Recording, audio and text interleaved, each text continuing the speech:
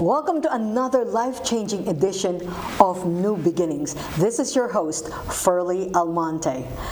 There are three major cancers that actually plague the nation: breast cancer, colon cancer, and lung cancer. Today, we're going to talk about the plumbing of the body, and we're going to learn about what our gut and our butt are telling us. You know, it's a very awkward situation. People do not talk about it because of where it is. But now we have brought to you two different experts. There are specialists, they're colorectal surgeons who come all the way from Hackensack Meridian Southern Ocean Medical Center. I had to make sure that I say that correctly. And with us today is Dr. Michael Del Rosario and Dr. Michael Caparelli. So they are both colorectal surgeons, and I would love for them to share with us the different information that could change our lives forever. Well, let's start with you, Dr. Del Rosario. What exactly is colorectal surgery? Yeah, that's a very great basic question. Colorectal cancer it's a cancer of the colon. The colon is also known as the large intestine, which is part of your gastrointestinal tract. That starts at your mouth and it goes all the way down to the stomach, to the small intestine, to the large intestine, and you can develop cancers in the large intestine. The cancer is where some of the cells have started to grow unregulated, and they start as a benign polyp from the size of a grain of sand, becomes the size of a grain of pea, to a marble, and eventually it becomes unregulated and turns into a cancer. Now, Dr. Caparelli, is colon cancer more common in men or women? It actually affects men and women very similarly. Men have a slightly higher rate of colorectal cancer in the United States. There's about 153,000 cases per year diagnosed in the U.S. About 47% are in women, 53% are in men. And this also affects, the older population. About 58% are in patients that are older than 65, but it can affect people that are under 65, between their 40s and 50s as well. Now, why does it affect the older population more? That goes back to basic genetics. There's a lot of environmental factors, dietary factors, and genetic factors. The older you get, it's kind of like a car. The tires wear down, the transmission starts to go, and you get a little bit older, and it's the same way with our body. We have DNA, which is our genetic coding, and there's repair mechanisms that fix mistakes. And as you get older, those start to weaken, there's less repairs, and then those kind of grow out of control into cancer if unchecked. Dr. Del Rosario, what exactly causes colon cancer? Would you say most common? What are we doing wrong? Yeah, that's a good question.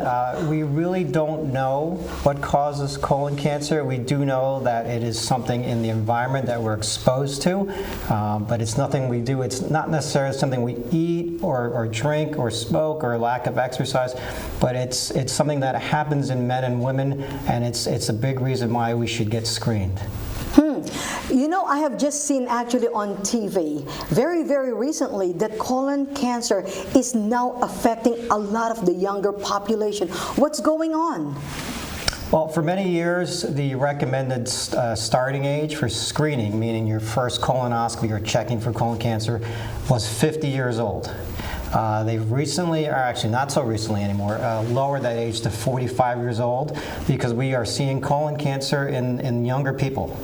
The reason is not known at the moment, but it's an alarming event we're seeing, and it made the insurance companies and the medical doctors suggest that you get your screening colonoscopy at a younger age because we're seeing it in younger generations. Dr. Caparelli, okay, would you say, what do you call that test where you send your poop away? Oh, that one is it's a DNA or a FIT test. A popular name for it is, or the brand name is Cologuard. Okay. Mm-hmm. Now, what does it do, and how reliable is a Cologuard? I like Cologuard tests. I think it's useful in certain situations. It detects the DNA or blood that the cancer cells shed from the colon. It's great at detecting cancers when you have a cancer. It's about 92% rate of detection. Once you get down to large polyps, it starts to fade, about 42% detection rate. And then once you get down to smaller polyps, it drops down to about 8 to 10%. So I like it if you have a cancer already, but as a colorectal surgeon, we do colonoscopies, and colonoscopy is the gold standard. We can go in and catch polyps as they're developing and take them out right away instead of waiting for it to develop into a cancer. How long does it take for a polyps or anything that grows in our colon to develop before they become detectable? In general, colon cancers are slowly growing problems. It starts as a polyp. As I said, it may be the size of a grain of sand, and over years that may grow to the size of a pea or a marble, eventually a golf ball. Oh, wow. But that's that sounds very painful. Yeah, it's a slow-growing process, but really the old adage that the ounce of prevention is worth a pound of cure is true here. If you do your colonoscopy, which is a screening test, and you catch that polyp at the smallest stage, you can remove it, in effect, making a cure and preventing colon cancer. Okay, this is a question probably a lot of people feel very weird to talk about. Let's talk about poop, right? Because it does tell a lot, right? Okay, what type of signs are we going to be looking for when we go to the bathrooms that will really trigger us to say, it's time for me to see a doctor? So another good question, and it's great that you're raising awareness to talk about a sensitive subject. If you remember, breast cancer, at one time it was very taboo to talk about breast cancer at the dinner table, but then the numbers came out, women were dying of breast cancer. Now it's very commonplace to talk about breast cancer. It's the same thing with colon cancer. You need to talk about it, as uncomfortable as it may seem. But when you ask about your poop, yes, there are certain changes in the quality, the color, the size, the shape of your poop that may say that something's going wrong. But really, most people who are diagnosed with colon cancer have no symptoms whatsoever. Actually, let's stay on poop because, like say, when you said about character, color, consistency, what should you be looking for? What's a normal poop supposed to look like? Well, it should be formed, it should be solid, it should be the abnormal poops really are easier to describe.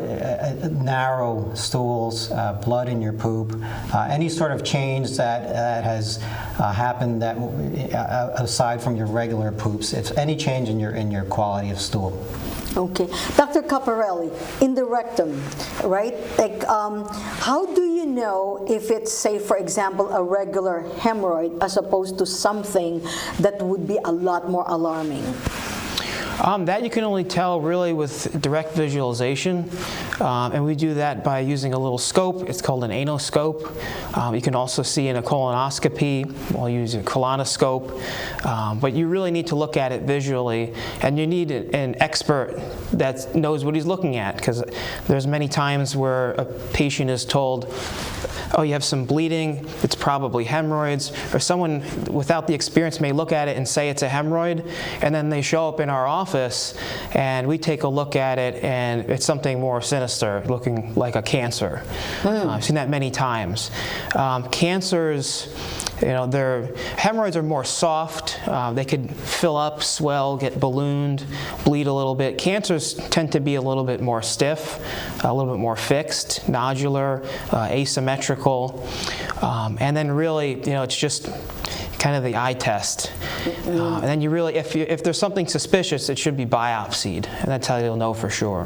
When a patient gets told you have colon cancer, of course it is very heartbreaking and very alarming. How do you stage colon cancer? The staging is an extremely important part of colorectal cancer. Anybody who's first diagnosed needs a full colonoscopy to make sure that there's not synchronous cancers or other cancers within different parts of the colon. then people will go for imaging tests.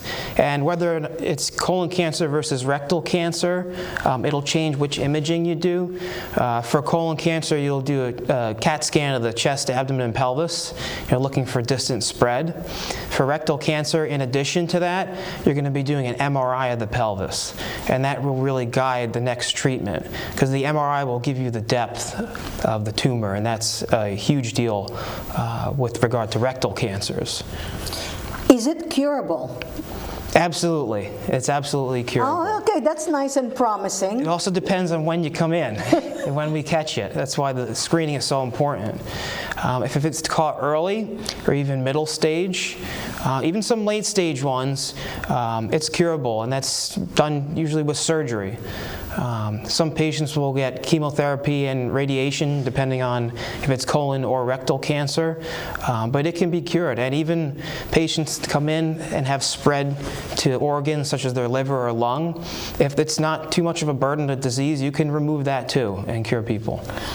Wow. Actually, that's a lot of relief for people who are watching right now who may be very, very concerned that, oh my gosh, it is a death sentence.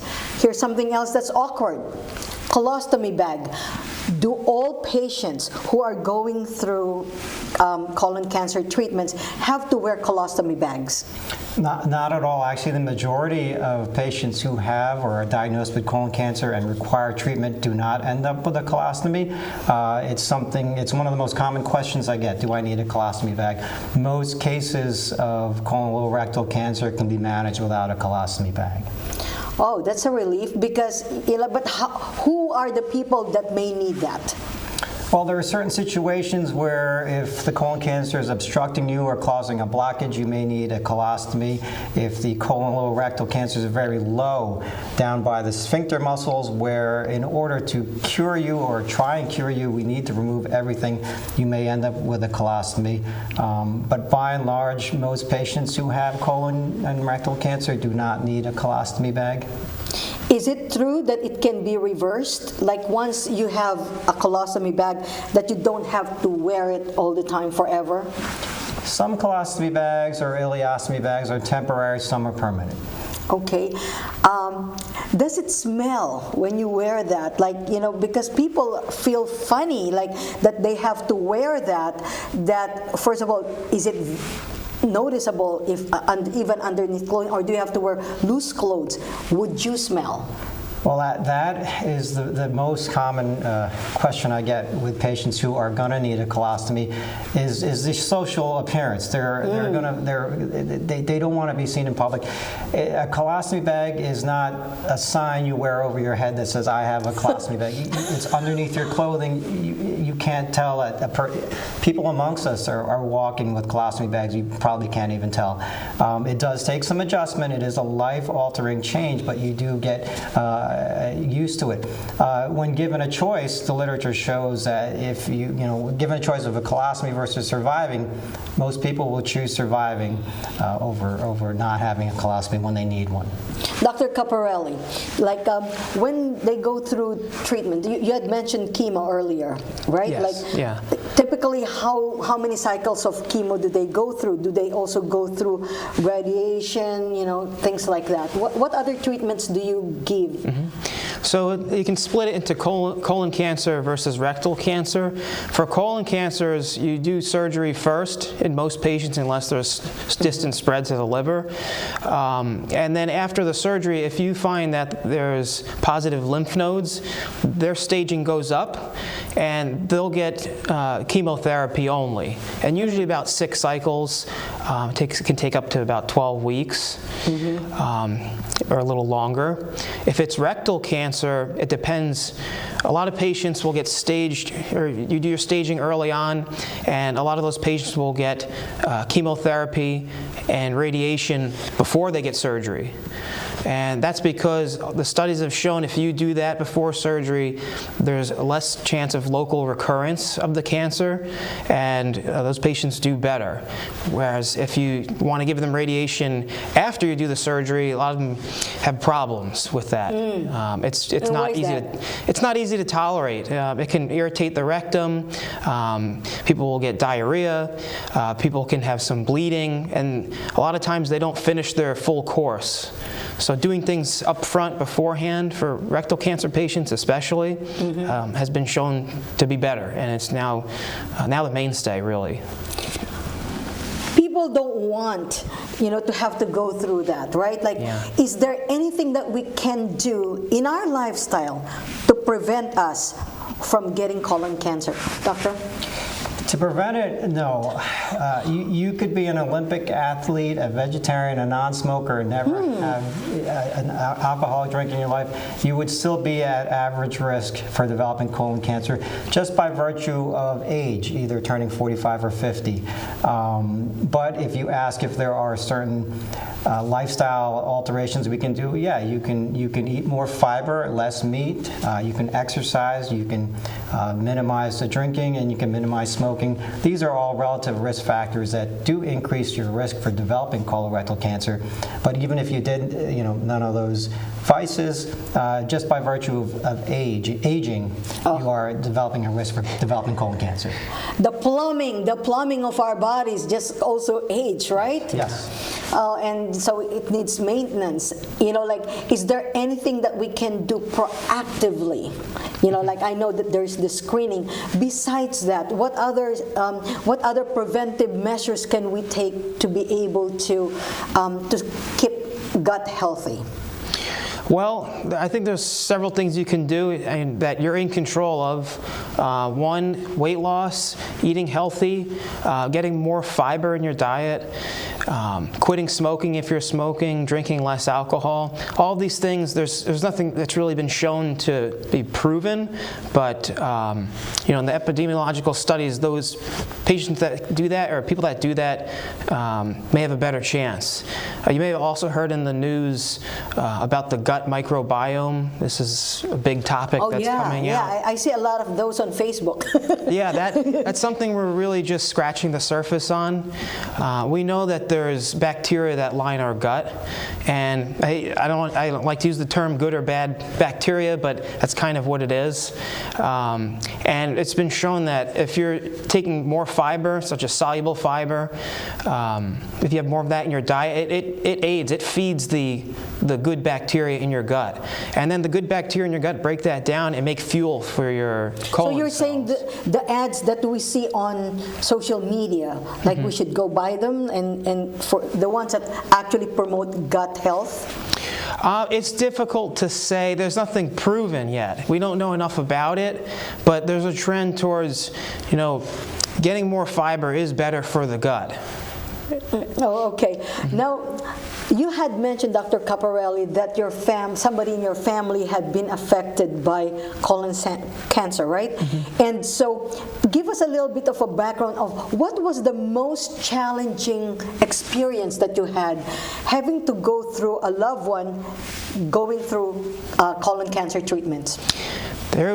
So it was my grandfather, and I was about 17 years old, and he was a great patriarch of the family, World War II vet, and he very stubborn, old school guy. Didn't want to ever get a colonoscopy, and then it just happened one day where he became obstructed, and he needed emergency surgery. Ended up getting a surgery that they put him back together. It fell apart, and he needed a colostomy, and that was difficult to see him go through that and chemotherapy and get very weakened by that. This big statured guy losing a ton of weight, and just taking care of his ostomy and just seeing the whole decline was devastating. So that was something that inspired me. I wanted to go into medicine. I already knew that, but I was thinking either research or when I saw that, I was with colorectal surgery, you can follow patients through their entire course. The diagnosis, the treatment, and the follow-up. You develop a relationship with people, and I wanted to, see things through for, patients. It's wonderful when you actually have a personal experience with whatever cancer, because it makes you a lot more compassionate about how it affects you as a patient and also the loved ones. Well, Dr. Del Rosario, when somebody needs to begin to see, who do they see first? Like, what's the first line of doctor they see? Because you're surgeons, who sees them first before they get to you? Yeah, I mean, in truth, we are the last people you want to see, and I hope you never need us, but if you do, we'd be happy to take care of you. You should always reach out to your primary care physician first and ask them, what do you think about colorectal cancer screening in me as a patient? Should I be screened? What are my risks? But to be honest, a lot of times even doctors don't know enough, and which is a great reason for this show, is to educate the community and the patients to take it upon themselves to ask themselves, what should I do to ensure my longevity or my life and my livelihood?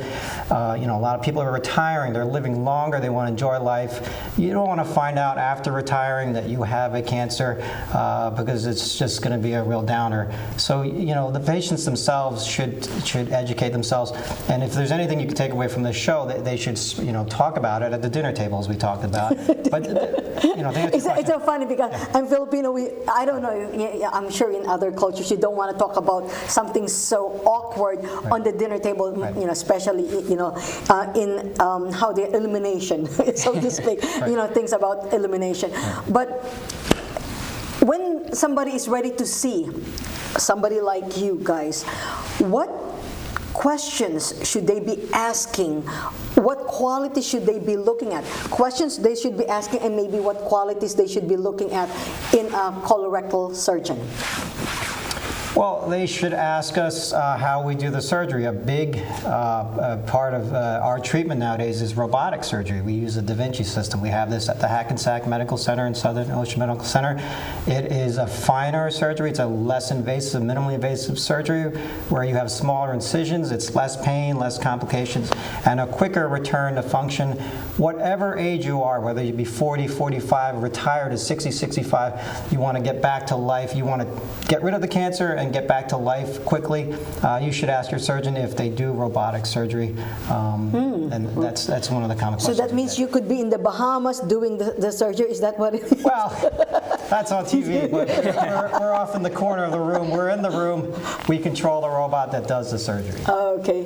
And what qualities in a colorectal surgeon should they be looking at to be in partnership with? I think you get a feel for the surgeon or a doctor that you go in and visit with and see what their bedside manner is like.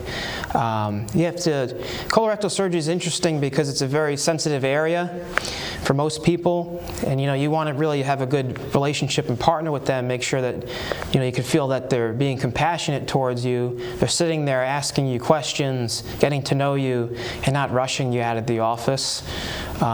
Everybody can be pressed for time, but I think when it comes to especially the cancer patients, you got to spend some extra time and really develop a plan with them and take them step by step and let them know that now they're part of the team. It's not just us. It's us. It's the oncologist.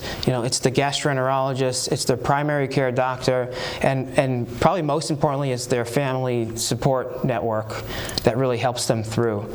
Well, in Hackensack Meridian Southern Ocean Medical Center, what special treatments or options do you have available for patients that may be needing your surgery? Everything goes from, we have medical oncologists that do chemotherapy up to date, and we have radiation oncologists if you need radiation. We've got gastroenterologists and Dr. Del Rosario and I if you need a colonoscopy, and then we do the surgeries as well, and we follow you after the surgeries. And we both do minimally invasive surgery. Dr. Del Rosario was talking about robotics. We both do robotic surgery. which is on the cutting edge, and I think is going to be the future of most surgeries. Oh, that's wonderful. Less invasive is better, quicker recovery and all that. We're about wrapping up. And so if you have, I would love to give you both the opportunity to share your personal thoughts, personal tips on how we can have our gut and butt healthy. And, give us your personal thoughts from all of your experiences that you have found success in treating patients with. Well, it goes back to try to make yourself a little better by exercising more, eating better, and also being educated. Recognize when to get screened, and again, the ounce of prevention is worth a pound of cure. But recognize what the risk factors are for colon cancer and at what age you should be screened. What age is the recommended screening time right now? 45 years old in average risk individuals currently, but if you have a family history, for example, a parent or a sibling who has had polyps or colon cancers, you may need to have your colonoscopy or your screening earlier. And how often? It depends. If it's not something you need to do every year, if you're clean and have no polyps and your average risk, you may be good for 5 to 7 years. If you have polyps, depending on the size, it may be a year or two after that. How about you? Well, Dr. Del Rosario nailed it, but I would just say, quickly, a few simple things. Exercise, increase your fiber intake, make sure you get screened on time, and then look out for warning signs. Any blood in the stool, don't just blame it on hemorrhoids. You got to get that checked out by an expert. Those are the main things I would say. When you say high fiber, like people are a little confused. Like, do you just get it from oatmeal, or do you have to buy a special fiber diet or supplement to be able to basically have high fiber? Well, the American College of Surgeons and the Colorectal Society recommend 25 to 35 grams. And if you go look at a fiber chart, you can Google it. Nobody's getting that in their diet. It's very rare. So I'm a big fan of taking soluble fiber supplements, psyllium husk, some brand names, Metamucil, Citracel, Benefiber, and those are shown to actually be prebiotics. And you heard prebiotics, probiotics. All What's the difference? Prebiotics is a fuel for the natural bacteria in your gut. Probiotics are bacterial cultures that are in yogurts or pills. Now, what's do you just put a scoop on any food, or does it have to be an oatmeal, or you can add fiber to anything or do you just put it on water? What's the best? The best is to 1 tablespoon psyllium husk fiber, put that in 8 to 12 ounces of water, mix it, drink it really fast, and you're done for the day. Done for the day.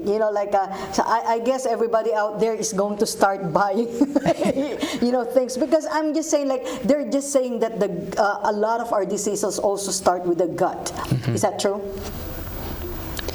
Yes, I mean, just gut health, the toxins we take in through food and the environment. It's, as I said, there's no known cause. There's not one single thing that causes colon cancer, but there are studies on people who migrate from Europe or Asia to the Western United States, and they assume a Westernized diet. Their colon cancer incidence goes up. It's something in the diet, or the exposure to toxins or preservatives. So if your gut's healthy, that should translate into you being healthy. Yeah. Do you have a phone number where they could reach you both in case it's time? I know that they would not want to see you, but when it's time, do you have a phone number that you want to share with us? Or just call the hospital and ask for your department instead. Yeah, we're at Southern Ocean Medical Center. We're on Nautilus Drive. That's where our office is. I don't have the office number off the top of my head. Yeah, that's okay. But of course, just call Hackensack Meridian Southern Ocean Medical Center, and then of course you will be directed to what's your department called? Department of Colon and Rectal Surgery. Colon and rectal surgery. Well, you certainly open our eyes to a lot of things. I love the fact that it is curable. I love the fact that you can actually do minimal invasive surgery, and that it's, you know, a lot of things that we can also do to prevent. And so it's not, guys, stop blaming yourselves, okay? You know, as you can very well see, our pipes are getting a little older, and so with age come also maintenance required. And so, but there's hope, and there are treatments available. There are really state-of-the-art facilities available. One of them in Hackensack Meridian facilities. So anyway, so now listen to what your gut and butt are telling you. Look at your poop, all right? And so don't dismiss any symptoms at all. And so hopefully this opened up a lot of you know, insights when it comes to our gut. So I hope that you are going to always continue to restore your body to normal health, and also to continue to live lifestyle changes that will help us live long, vibrant, happy lives. All right? Until next time, this is your host, Ferlie Almonte. Have a fabulous day.